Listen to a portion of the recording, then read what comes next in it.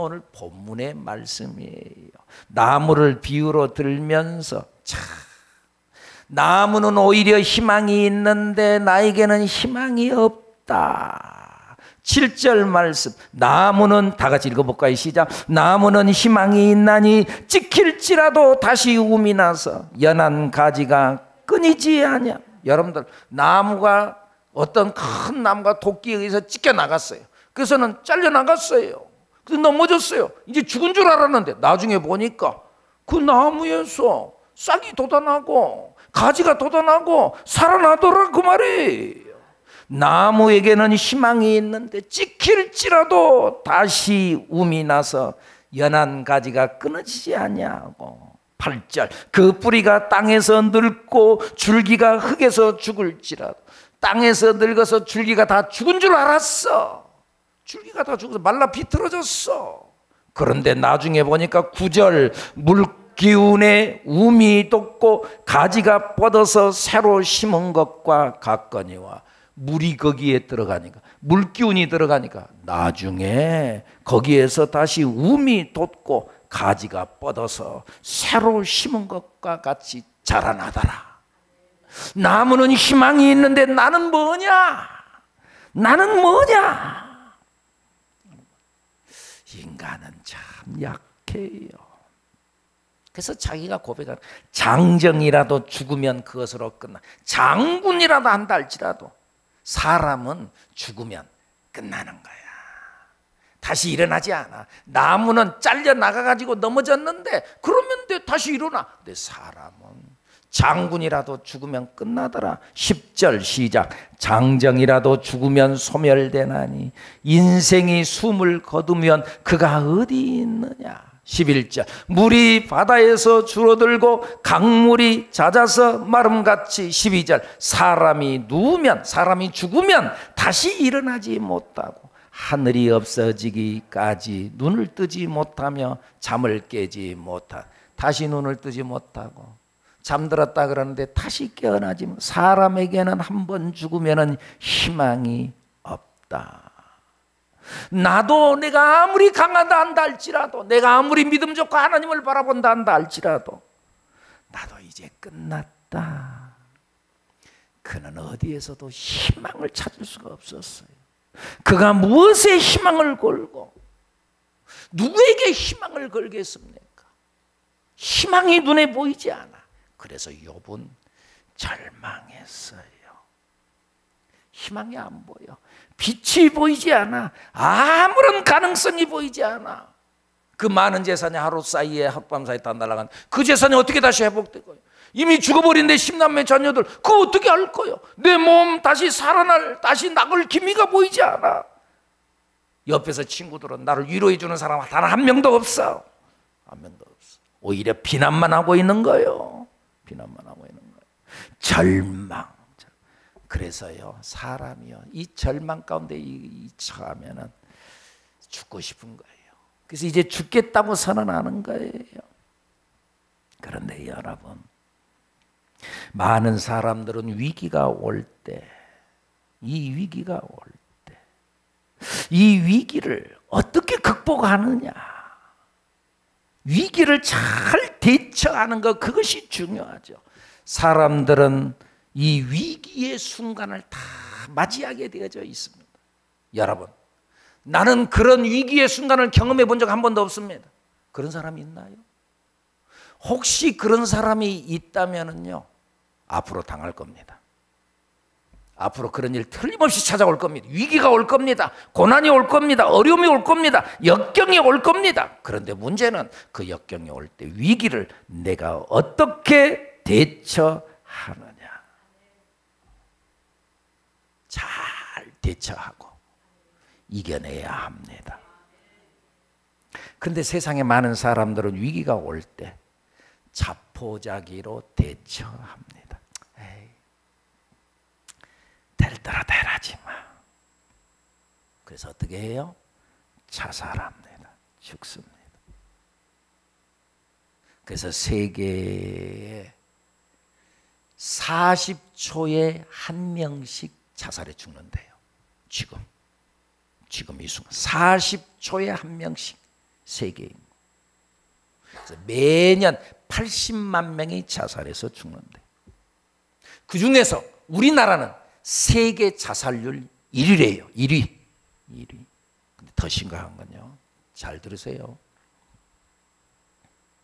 사람이, 내가 한 사람이 자살해 죽으면은 그걸 보고 200명이 자살을 시도한대요. 200명이 그것 보고 나도 용기를 얻어서 200명이 자살을 시도한대요. 그리고 또 다른 400명이 자살을 생각한대요. 그런 의미에서요, 여러분,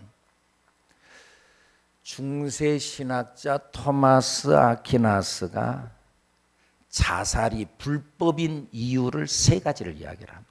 자살은 불법이다, 불법. 3가지를 이야기합니다. 첫째, 세상의 모든 만물은 생명을 보존하고자 하는 자연적 성향이 있다는 거예요.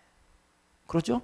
모든 것들은 나를 보호하고 나를 지키고 자라나려고 하고 성숙하려고 하고 일어나려고 하고 자꾸 뭔가 제 생명을 보존하려고 하는 자연적 성향이 있는데, 이것에 위배돼서 거슬려서 살아가는 거다. 그런 의미에서 자살은 불법이다. 둘째, 나 자신이 죽는 것은 전체에서 한 부분을 파괴하는 거다. 부분을 파괴하는 것은 전체를 파괴하는 것과 같다. 그러죠? 여기 마이크가 있는데 이 마이크에 여러 부속이 있어요. 이 부속 중에 하나를 딱 뽑아버리면 전체가 다 망가져버려요. 소리가 안 나. 부분을 파괴하는 것은 전체를 파괴하는 것과 같다. 나는 한 부분이야. 나만 죽으면 끝나지. 아니야. 우리 가족은 어떻게 할 거요? 내 가족은 얼마나 슬픔 가운데 있을 거예요. 내가 속한 그 공동체는 얼마나 좌절과 절망 속에 있을 거예요. 나 한 사람으로 끝난 게 아니야. 내 공동체를 망치는 거야. 공동체. 부분을 파괴하는 것은 전체를 파괴하는 것이다. 토마스 아퀴나스의 말입니다. 셋째, 생명의 수여자는 하나님이다. 신이다, 신. 생명의 수여자는 하나님인데 그 생명을 내 마음대로 마감짓는 것은 신을 거스리는 것이다. 그런 의미에서 우리는 살아야 할 이유는 있어도 죽을 권리는 없다. 죽을 권리가 없어요. 살아야 할 이유는 있어도. 여러분, 너무 힘드나요? 그래도 죽지 마세요. 죽으면 끝입니다. 죽으면 더 이상 기회가 없습니다. 반대로 살아있기만 하면은 기회는 다시 옵니다. 어려운 일이 있어요. 어려움 없다는 거 아니에요. 어려움이 있습니까? 그래도 살아있기만 하세요. 목사님이 살 힘이 없어요. 숨만 쉬고 있으세요. 숨만 쉬고 있으세요. 그러면 살아있는 거예요. 살아있기만 하면 기회는 다시 온다. 그런 의미에서 신앙은 뭐냐? 인내하는 겁니다. 아니, 신앙 놔두고 우리 인생 자체가 뭐냐? 인내하는 겁니다. 삶은 뭐냐? 견디는 겁니다, 여러분. 그래서 성령의 열매 중 4번째 열매를 뭐라고 그러죠? 4번째 성령의 열매, 사랑과 희락과 화평과 오래 참음. 인내, 오래 참음. 오래 참다 보면 결국 승리하고 결국 열린 문의 은혜가 있다. 히브리서 6장 14절에 보면 하나님께서 아브라함을 향하여 복을 선언하면서 뭐라 그래요? 거기서 내가 복 주고 복 주며 번성하게 하고 번성하게 하리라 하셨더니 그 다음 그가 이같이 오래 참아 약속을 받았나니라. 하나님께서 분명히 약속하셨어요. 약속, 내가 복 주고 복 주며 번성하게 하고 번성하게 하리라. 근데 그것이 무조건 다 오느냐? 다 안 와. 다 못 받아. 어떤 사람만 받는다고요? 오래 참아. 오래 참은 사람은 약속을 받고 중간에 포기한 사람은 끝나는 거지요. 그래서 성경에 나타난 모든 인물들, 하나님 앞에 서서 오랫동안 기다린 사람 반드시 축복의 주인공이 되고, 중간에 포기한 사람은 축복의 주인공이 되지 못한 거죠. 아브라함도 25년 만에 하나님의 약속을 기필코 받아냈어요. 그의 나이 100세에 아들 이삭을 얻어요.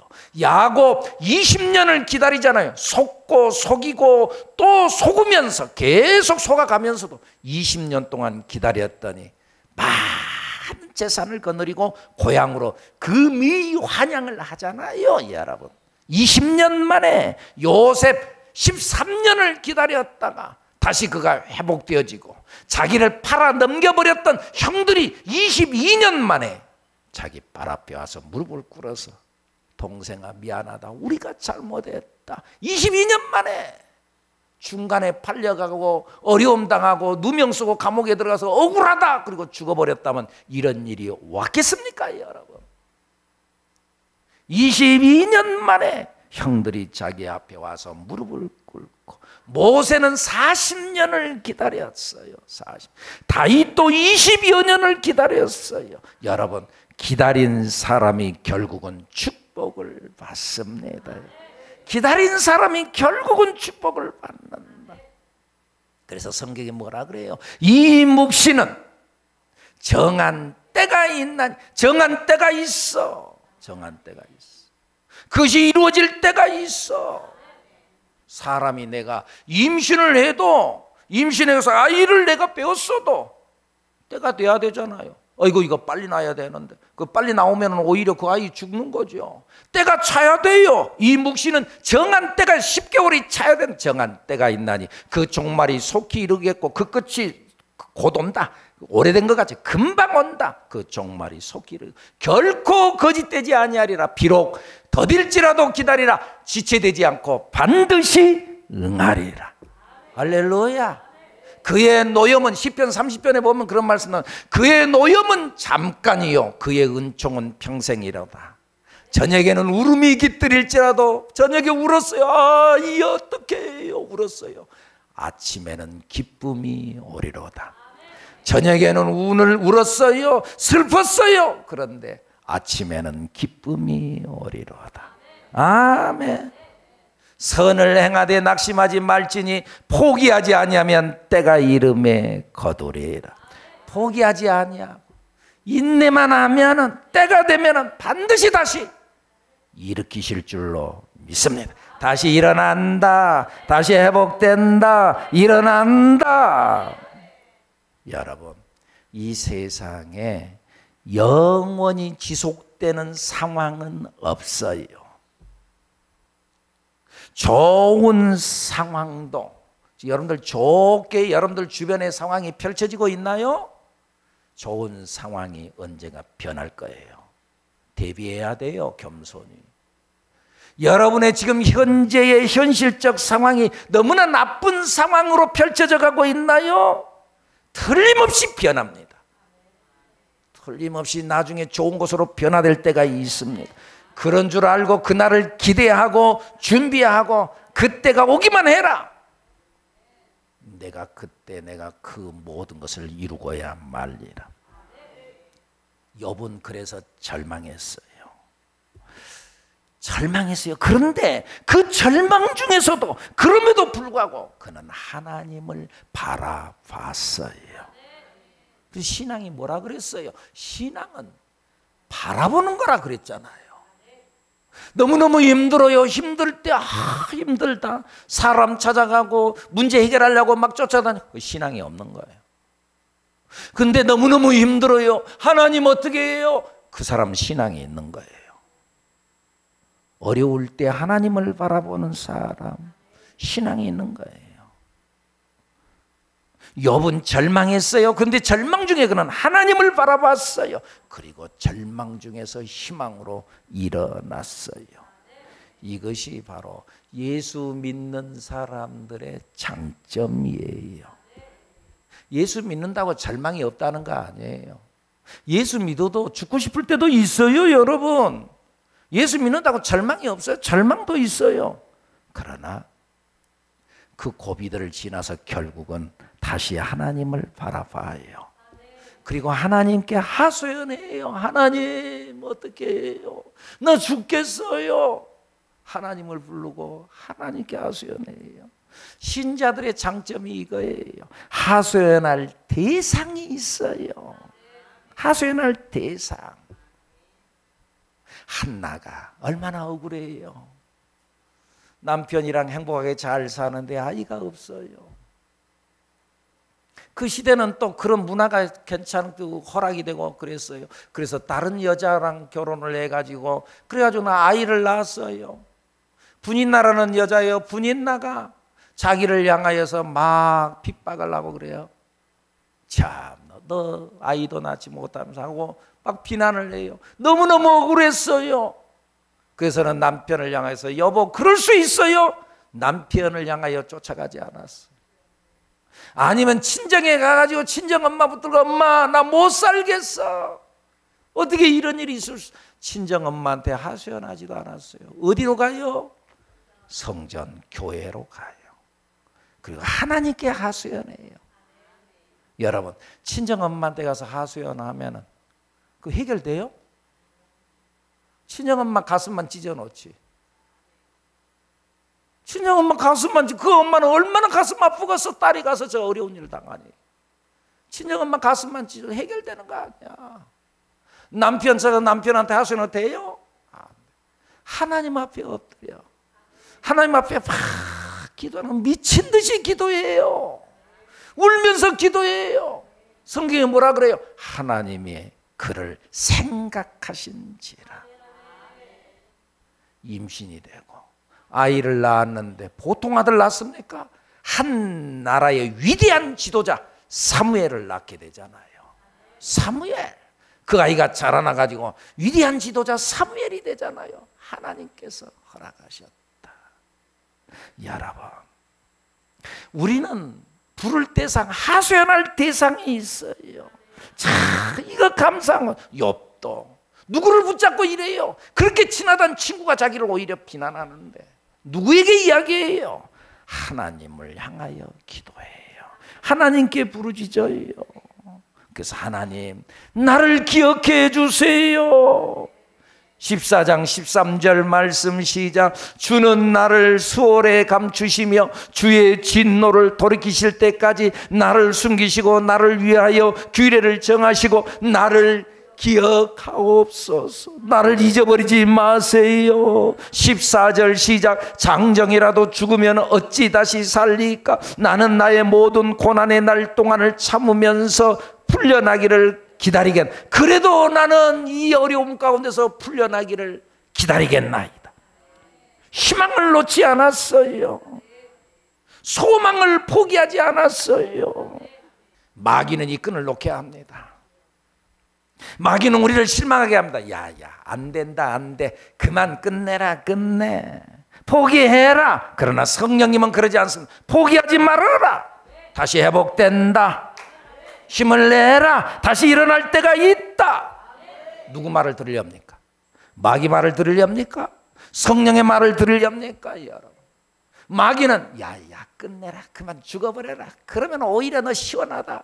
마귀의 말을 들으렵니까? 성령의 말 포기하지 말아라. 회복될 날이 온다. 너 너무 힘드냐? 숨만 쉬고 있어라. 살아있기만 해라. 기회가 온다.